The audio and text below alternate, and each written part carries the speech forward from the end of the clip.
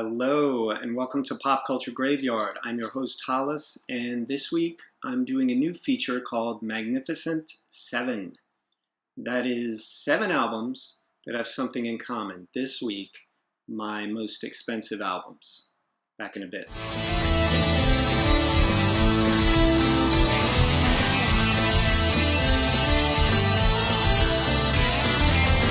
This week's episode is brought to you by Dave's Tees, dave.threadless.com. Cool tees for every occasion. The best in men's clothing. Okay, everybody. 2 things drive up the prices of albums. Scarcity and condition. So you can find a scarce album, like Rudy Ray Moore, Eat Out More Often. It's got Dolomite on it. It's kind of rare, but it'll run you just $20 now. I got it for $3. Then there's this rare. There's Spock Rare. 2 sides of Leonard Nimoy. They're actually on hiatus. That side is sort of the same, given the hair. There's not much you could do with that. The Legend of Bilbo Baggins on it, a personal favorite of mine from those Flower Power years. This will still only run you about $15. So scarcity is not everything. What about Dee Dee Ramone, Do the Bikini Dance? Yeah, it is rare. It's even on orange vinyl, and it comes with a fanzine inside and a nice piece of artwork here. Yeah, it's still about $20. There are a million reasons why the price of something goes through the roof. Usually, it's something ridiculous. It's a mistake someone made, either on the pressing of the record or on the liner notes or on the labels. Sometimes it has all of those. And sometimes people threw most of them in a landfill because they didn't sell.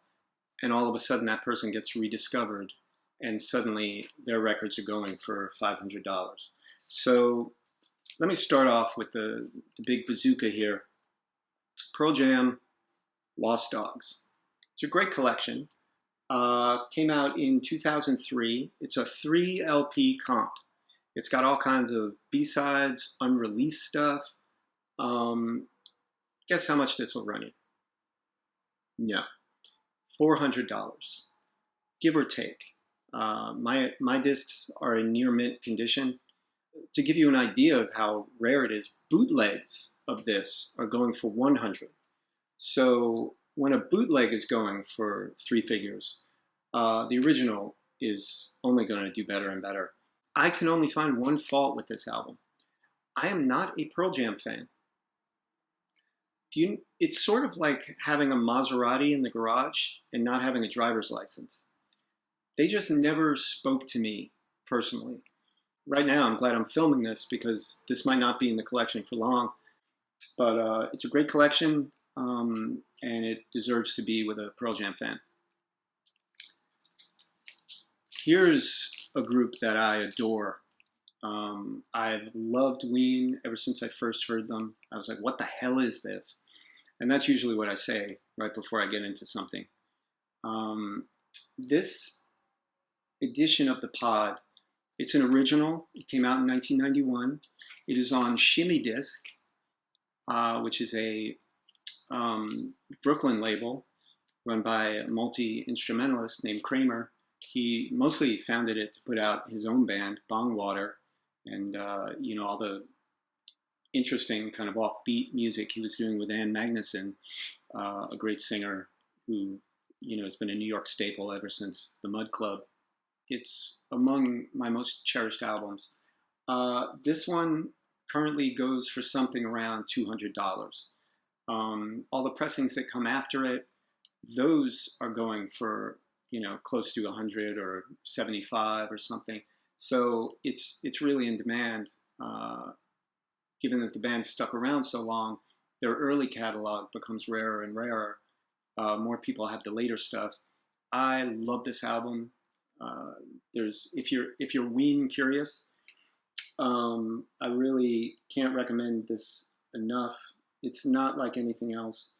Mononucleosis is a personal favorite. Sketches of Winkle is a real rocker. Dr. Rock is just tremendous.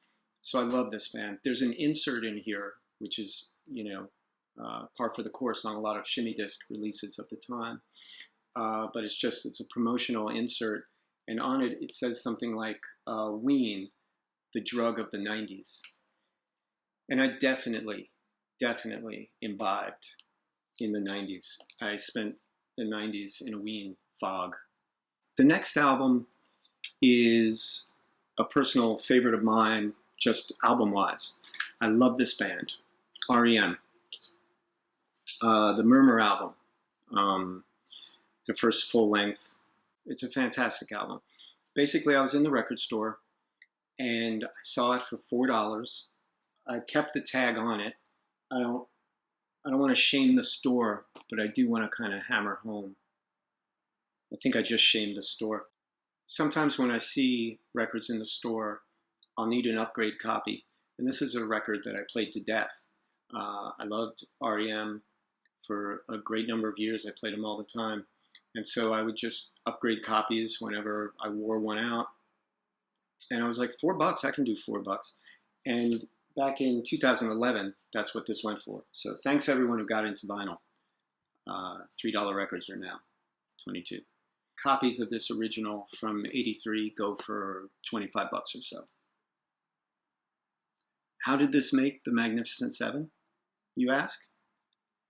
Because when I got it home, I turned it over, and that's when I saw all 4 members' signatures. They had autographed it. Peter Buck shows a little sense of humor. He put another Steve Perry fan, Peter Buck, and then Mikey Mills personalized it, Greg. Go Cubbies, Mike Mills. Bill Berry, as most drummers, he's a real hard hitter, just big, strong hammer-like signature. And then Michael Stipe, of course, the kind of offbeat member of the crew. Howard's pal, he put on it. I guess Greg was friends with Howard. And then Michael. So I think this is my favorite $4 find ever. I'm just guessing here, but I would say that this will go for $400 or so, should I ever decide to sell it. Simply because it's all 4 members. It catches them at an interesting time. And it's a very personable collection of signatures with personalization. So yeah, the one reason I would want to sell it is that it makes me nervous having things that expensive in my collection. Does that make sense? If I can turn one $4 record into 5 $75 records, or 6 or 8 $50 records, or whatever it is that I'm going to listen to all the time, I think I got to do that. Another addition to the Magnificent Seven I'm going to be showing you is the Replacements' Let It Be. This is a somewhat rare record, the originals, that is, the twin tone. And it goes for a good amount of money, $75 to $80 usually. You can get it for $50 if you find a good seller somewhere, and the condition is, played a bit. This is in near mint condition. This should go for $80 or something. Could get 100, 125. You never know with records like that. It's bidding. But that's not the special one. The special edition is on blue vinyl. And I just showed you an original. So this one came out later. That was 1984. And this came out in 1989. And the reason for this is because Peter Jesperson and the guys over at Twin Tone, they had an extra 1,000 copies of the cover. And so they printed more wax to fill out the run of covers, and then they would be done with them. And so they chose blue wax on this, and it looks beautiful, and it sounds excellent. The sound on this is phenomenal.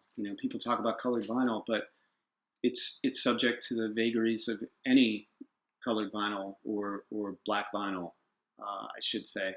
And this one sounds great. And it's not only rare because of the blue, but also the labels. Side 1 is on side 2, and side 2 is on side 1. So the track listing is correct, but the labels are on the wrong sides of the disc. So things like that, having what's considered a misprint and having a limited color run are things that really drive the price up. But anyway, that's a real prize in the collection. And by the way, they did that also with Sorry Ma, Forgot to Take Out the Trash, except this time they did it on red vinyl, 1,000 copies, back in 1989 to finish out the run. Who needs this much replacements? Up next is Curtis by Curtis Mayfield. It is on the Curtom label, which is the beginning of Curtis's name, and the Tom comes from his manager. I believe it's the first 3 letters of his last name. It's very heavy vinyl, and the sound on this is exquisite. You can hear everything. Clear, great separation, fantastic tone. Everything is pristine sound. It's still got the radio station service sticker from the Buddha Group, which is where, the DJs would get it, and they'd be able to circle tracks they like, or some have check marks where you can check off what you like. But this record, even with a little bit of pen on the cover, this record easily goes for $150 to $200, this promo edition. If it doesn't have the promo, it's still an expensive record. Some of these have a little sticker on them. They made a promotional sticker with a little red devil on it, which is charming as hell. I would love to find that sticker one of these days. But this is great. Miss Black America, If There's a Hell Down Below. It's just, the hits don't stop. Move On Up. Come on. It's one of the best sounding records in my collection. So if you followed me this far, maybe you'll follow me a little further. Suburban Lawns, very strange California group from the turn of the 80s. This is a demonstration, not for sale, gold stamped edition. What makes them unique is this lady right here, their lead singer, Sue Tissue. Once you hear it, you cannot unhear it. Take a wild guess at what Sue Tissue's voice sounds like. The oddest voice you can imagine. Wrong. It's weirder. There's a song on here, Janitor. The lyrics literally are, I'm a janitor, oh my genitals. So it's not really mainstream, is my point. And that's another thing that drives up value of things, because if it's not a mainstream band, they didn't press a lot of copies. The ones that they did got thrown out or lost, and let alone promos, which are rare. So Suburban Lawns, this will go for $100. And just as a side note, I'm not drawn to expensive records. I'm drawn to different records and offbeat records that turn out to be scarce and or, by that rationale, expensive. And since you followed me to Suburban Lawns, I'm going to take a chance and mention my buddy, Gary Wilson. This is 1991 edition of an album he put out in 1977. And if you can find that album, God bless you. This is on Crybaby Records. The original goes for like 200 or 300. This goes anywhere from 50 to 80. It's lounge. It's experimental lounge music. It's the lounge equivalent of art rock. If Sonic Youth were going to do Exotica and perform like Iggy Pop, I think they'd be Gary Wilson. I saw him live when his resurgence, such as it is, happened. I believe in the early aughts. And when he performs live, he does weird things.